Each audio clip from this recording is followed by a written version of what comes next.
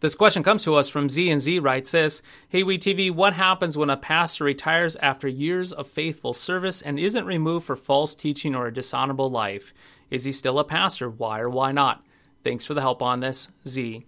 You know, Z, very good question. What we want to establish first and foremost is the idea of retirement is a rather new invention dating back to the 1880s in Europe and really coming into fruition in the 1940s and 50s and 60s here in America after the Social Security benefit was established and after World War II. So when it comes to retirement, again, it's a rather new invention. People used to just work until they died. They would work till the very last breath and they put them in the grave.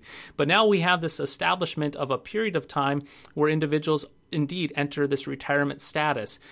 So regarding your question, though, with the office of pastor, with the pastor himself, well, what we want to establish is this, is to be a pastor must have a rightly ordered public divine call. A congregation, yes, Christ through the congregation calls a pastor to come and minister the word and sacraments to that church. So what this means, there's no such thing as a lone ranger pastor without a flock. Pastors are shepherds. That's what the word pastor means. Pastors are shepherds for the sheep. And so sheep must have a shepherd and the shepherd must have sheep. But upon retirement, what happens? There's actually a severing, there's a breaking apart of that calling that no longer exists. So then the question is, do they continue to be a pastor? Well, let me point it out this way.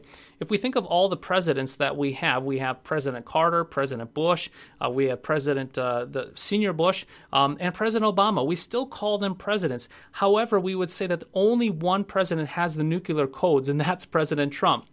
And there's only one that can make the decisions that he can in the executive office, and that is President Trump. So what am I getting at? The point is this, is that pastors that retire are like those presidents. We still call them pastors out of respect and honor for their years of service, even though they don't have the nuclear codes, even though they're not in that pulpit with a flock administering word and sacrament. So they enter into this emeritus status where we give them the honor and the prestige and the respect that they deserve for their years of service in serving Christ's sheep.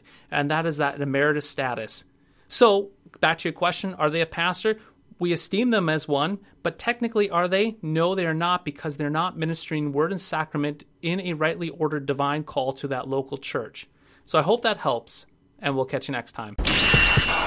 Worldview Everlasting is solid, Christian, and free because it is viewer supported. Your monthly gift of $5, $10, or $25 is the reason that we can continue to improve and expand these tools for online Christian outreach and discipleship. To make a one-time donation, sign up for the Lutheran Ninja Clan regular giving, or to find information about how to put Worldview Everlasting in your congregation's budget, click Donate Now.